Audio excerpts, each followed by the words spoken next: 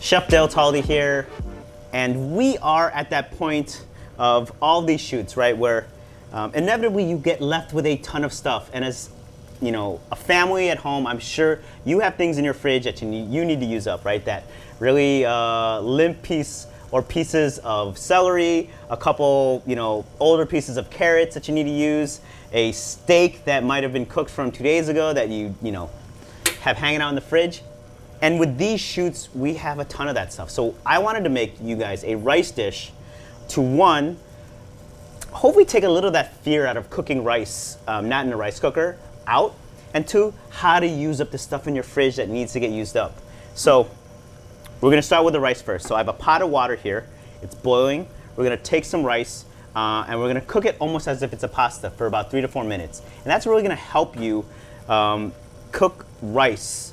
It's gonna expedite the process, but two, take away some of that precision of liquid that you need for rices. Sometimes you get rice that's too mushy or undercooked. That's not really undercooked, it's lack of liquid. So boiling your rice first definitely helps this process. So let me grab some rice.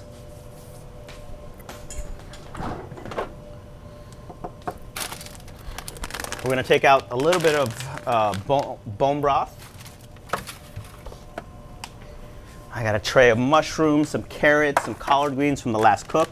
We have our O Organics bone broth and our Organics jasmine rice. What else do we have here?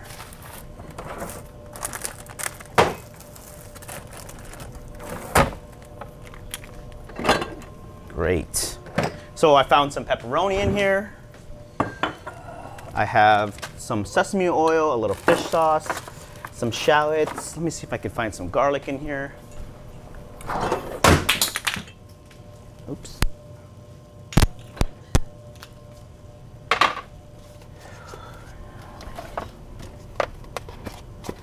Garlic, onions, great. Awesome. So I have some of my aromatics. I have onions, I have some garlic and a few jalapenos, and I think we're ready to go. So let's start with our rice.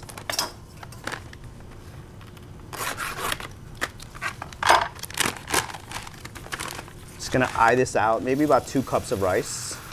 So when you're boiling rice like pasta, definitely have to keep it moving once it's inside that water, or else it'll just fall to the bottom and get stuck to the bottom of the pot.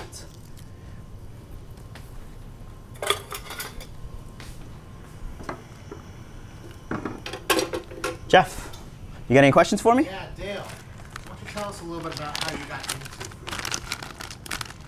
I came from a large family. Well, my mother, I think it's a real common story, right, with immigrants. Large family. My mom cooked for us almost every night, and she cooked great food, right? So we rarely ate out. There was always something to eat at home. And I learned by watching my mother. And she's a fantastic cook. But she comes from a line of great cooks. And my aunts are great cooks. So that's where I learned. I think a lot of times too, when you're younger and you look at, we're gonna add some butter to that. So what I ended up doing with my parents is that, because it was a learned holiday, we just made food that we like to eat that was traditional Filipino food and peppered in things like mashed potatoes and a turkey and gravy. And that was always the food that no one ate.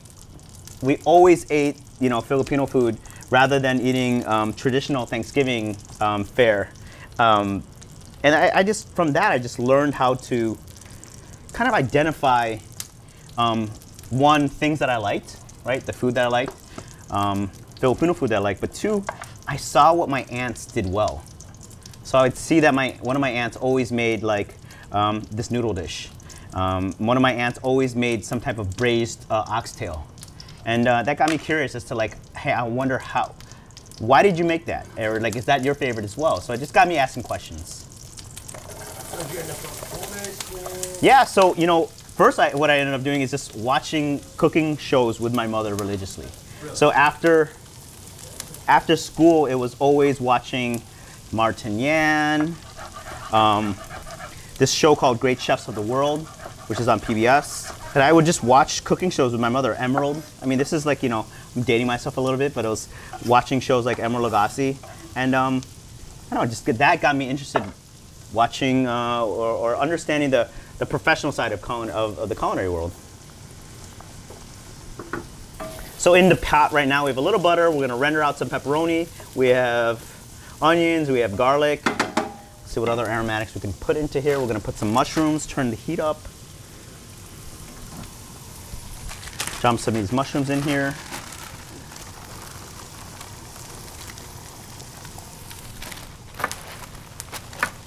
Some carrots.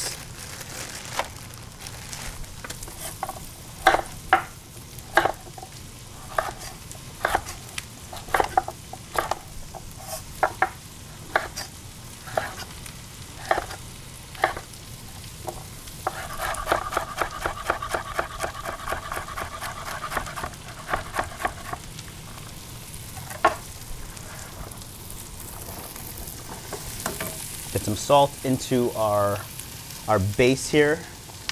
I think our rice is, now we're gonna give this rice about another 2 more minutes. Go grab some oil.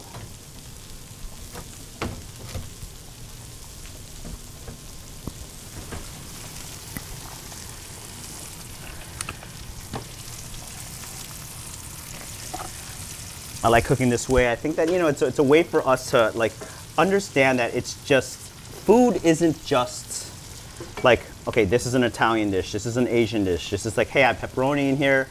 And that's gonna be like the meat base here. I got mushrooms, onions, and garlic. I'm using jasmine rice. We're gonna put some fish sauce in there to help, to help give this some umami and help season it. But it doesn't have to be so rigid as far as what flavors or what, where these dishes are coming from. It's all just food, right? So we're gonna strain this rice.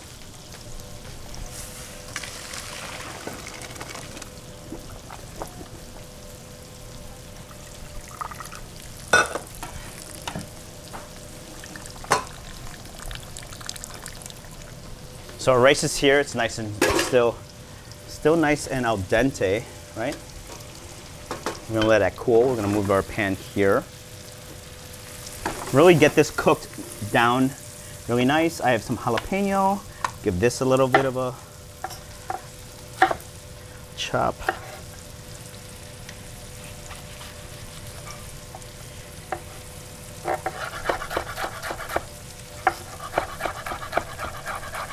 I took the seeds out of this because I don't want it super spicy.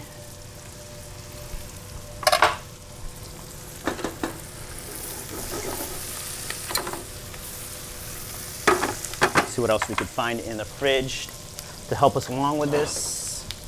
Oh, so we used this. Yes, we used this the other day. This signature reserve porcini and black truffle tomato sauce.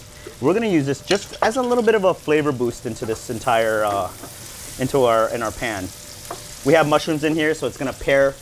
The mushrooms and the creminis are gonna pair together.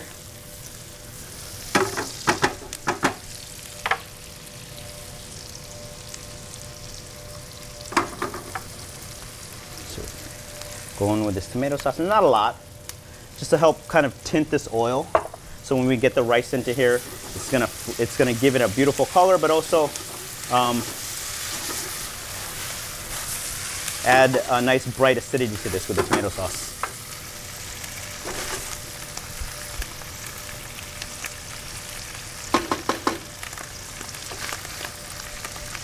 So our rice is nice and drained. I'm gonna drop our par-cooked rice into our onions, our jalapenos, our pepperoni, our mushroom, our tomato sauce.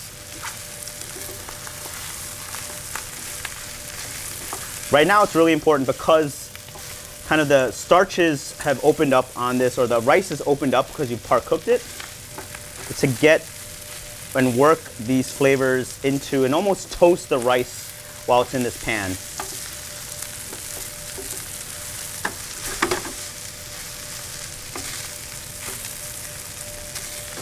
Do you have a favorite dough if I have to tell you, one of my favorite go-to ingredients, honestly, is this 3 Crabs fish sauce. It's one of my favorite things to use, whether you're talking Asian food or you're making a seafood pasta in an Italian style. A drop of this goes a long way. It's one of my favorite things to use. I think it's a really quick way to get a lot of flavor into a dish very short, in a short amount of time. So we're gonna season with a little bit of fish sauce. Found some of our organic chicken bone broth that we used the other day.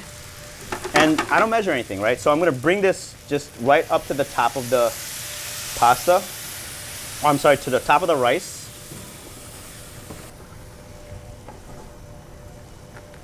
Make sure nothing's sticking to the bottom of the pan. So right now, because you're cooking a rice dish, right, your seasoning needs to be pretty on point. So I'm gonna give this a little bit of a taste. I think it needs a little bit more salt. Probably can take a little bit more fish sauce. And we're gonna hit it with a touch of sesame oil to give it some flavor.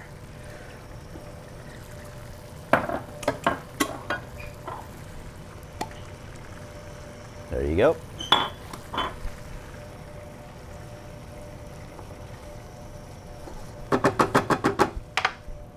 We're gonna give this a cover, right? Keep it at a high heat, and we're gonna let this cook for about 10 minutes, and then it should be ready to, it should be almost done. You'll know that this is done when you can almost hear the snap, crackle, and pop on the bottom of the pan, because then it means all the liquid is gone, and it's starting to re-toast the cooked rice, and that's when you get that beautiful like socarrat, right? That crispy rice on the bottom of like say paellas. It's kind of like a paella. How would you describe your style of cooking? How do I describe it? I think it's a great question, because I think if you ask a chef, if you ask chefs this question, I mean, you'll get a million different answers. I mean, I think nowadays the way I like to cook is taking familiar dishes and putting an Asian American bend and lean into it, right? So whether it's spaghetti alla matriciana, steak and potatoes, paella, how do I bring my background, my culture, my cooking experience into that dish and make it still familiar but a little unexpected? So we have some greenery here. We're gonna fold in some of this collard greens at the end to help make you feel healthy, make you feel good about yourself.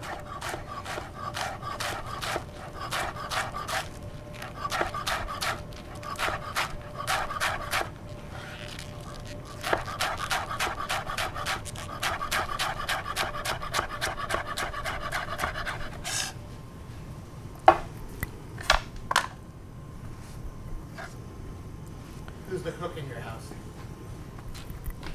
You know, I'm not going to take all the credit for it in my house. My wife does a ton of cooking.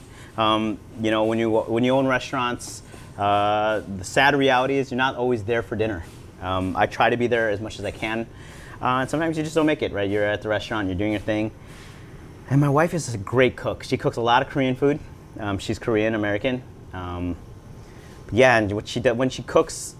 And she's also a fantastic baker, like phenomenal baker. Something that I have like it's a great compliment, because I try to never bake, and my wife loves baking. So it's a good compliment, but no, I don't. I'll say that when I'm home, because we have 2 young children, I try and cook as much as possible.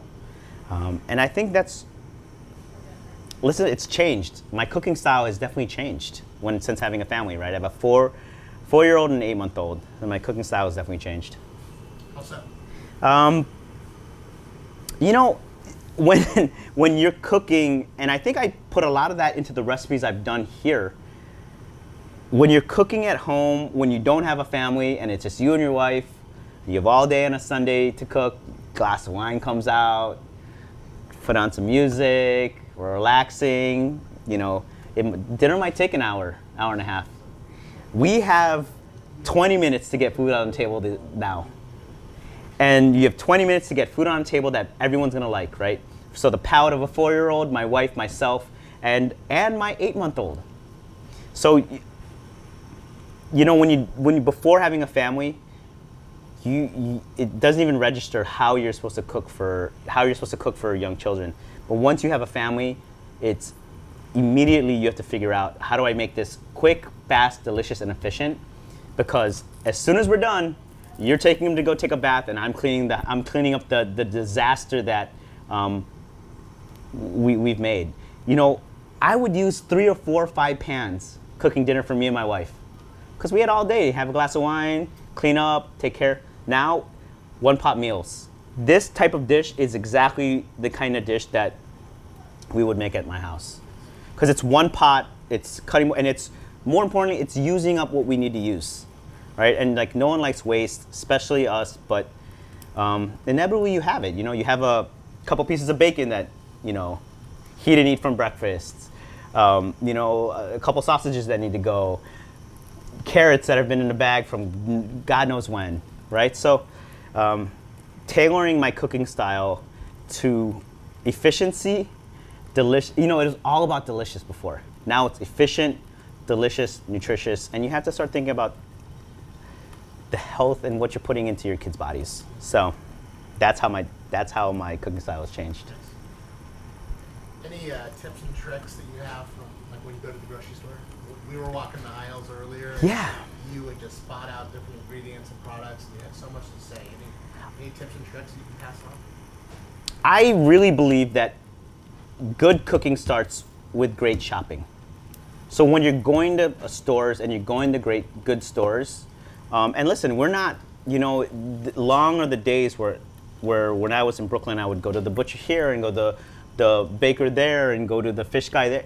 You're trying to find a place like this, right, that has it all. But good food starts with good shopping, you know. So try and feel inspired a little bit, not hungry, right, not starving, but be inspired. What are you making for dinner? And how I can turn that dinner into maybe 1 or 2 different things. So that's how I approach shopping. Obviously, it's like, hey, we're getting fruits and vegetables, and I always start with that. I think it's important for me and our family. It starts with fruits and vegetables, and then you start to go on to, like, okay, what's after that? Buying the proteins, because if you're starting with fruits and vegetables, I feel like you're just very gung ho, and you'll get those things, and inevitably you have to use them. So those are one of the things that and then have your staples. Make sure you always have your bone broth, have your tomato sauces, because you can always make a meal if you have these things in a pinch. So I think that is really important to make sure, especially for a family, that you have staples, the pastas, rice, you know, your bone broths and your stocks, a couple jars of tomato sauce, because you can always just bang out a quick dinner or a meal at any time with these staple ingredients. Tell us about the use of marinade, how it's more than just for meat. Sure. You know, I think a lot of times when people look at something like a teriyaki sauce or a harissa sauce or a pad thai sauce, right?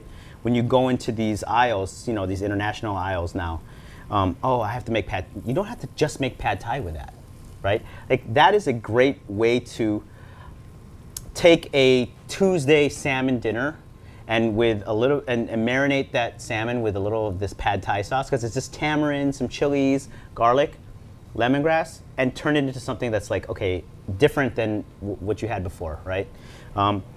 Getting creative and understanding that harissa is just a form of chili paste, right? So it's another different tasting form of, like, any hot sauce. So it's not being afraid to grab these ingredients and take a risk with them. And listen, sometimes your family might not love them, but hey, now you know, right? Hey, I don't love this ingredient. Or you'll say, wow, I found something that I can use on a weekly basis. And that's the exciting part about food, right? So when you find that one thing and you're like, boom, I got it. Dude, I'm gonna use this all the time now. Those are the exciting parts of it. So I'm hearing that snap, crackle, and pop of my rice. I'm gonna take my collard greens, just kind of dress the top with them, and then close the lid. And I also like to do this with these rice dishes. I like to give a little bit more oil or butter or fat into the pan, because that's really gonna get it. You can even hear it now. You can hear it start to crisp up, and that's what we really want. We really want that difference in texture of this kind of like soft rice and that crispy rice on the bottom. We're gonna season this these collard greens a little bit on top and put the lid back on. You talked about Thanksgiving growing up. What does Thanksgiving this year look like for the Talde family? This year for Thanksgiving, the Talde family will be having, this is one of the meals that my wife always makes. And she's insistent that we have a tradition of a traditional Thanksgiving that includes turkey, mashed potatoes, stuffing, carrots, 2 different pies, an apple walnut salad. But I gotta tell you, I'm an untraditional guy, and I've been trying to get a lobster tails and king crab onto our Thanksgiving menu, and I'm hopefully this season is the year that I get to bake through and have split lobster tails and king crab at our Thanksgiving dinner, because I know my in-laws would love that. But we're very traditional. Gravy, Thanksgiving, gravy for Thanksgiving. But like, one of the things that we're trying to do is bring a little bit of our past into, just a little bit, introducing it to our children. So making my mom's wonton soup. It's called pancit molo in Filipino. So they're wontons in a shrimp and chicken broth, but they're pork, shrimp, and chicken wontons in a chicken broth. And that, to me, like, that's the holidays for me. It was Thanksgiving and Christmas. We would always see my mom rolling the dumplings, and that lets us know it's like, hey, this is Christmas time, or this is Thanksgiving. These are the holidays. So hopefully I don't get vetoed, and I get to do that. That sounds amazing. Cool. Everybody has a favorite way to cook a turkey. You guys traditional in the oven? No, man. We know when I cook turkeys, I am super untraditional. I love frying turkeys. I love a fried turkey. I think actually it's probably the best way to cook a turkey. I know everyone wants that presentation of the big bird but I like taking the legs and thighs and slow braising them, and then roasting the breasts and the cage separately, and then like making a gravy with the braising liquid from the turkey. I think I don't know, I just loved something about slow cooked, falling apart meats, and like a turkey thigh that's been cooked for hours. That's like my favorite cut. So pretty untraditional, but I probably won't be doing either one of those things if it's up to my wife. She likes a properly roasted turkey, so we'll see what happens. Yeah. What's your last meal? My last meal? Oh my God. Final last meal. I'm a glutton. I've been asked this a couple times. I'm a glutton. It's gonna be a double smash burger with fries, a deep dish pizza from Pequod's in Chicago, a bucket of Popeye's fried chicken, steak and rice, and it's gonna be coffee, ice cream, and like one of those steakhouse chocolate cakes that are like layered high. That's my last meal. That's a big meal.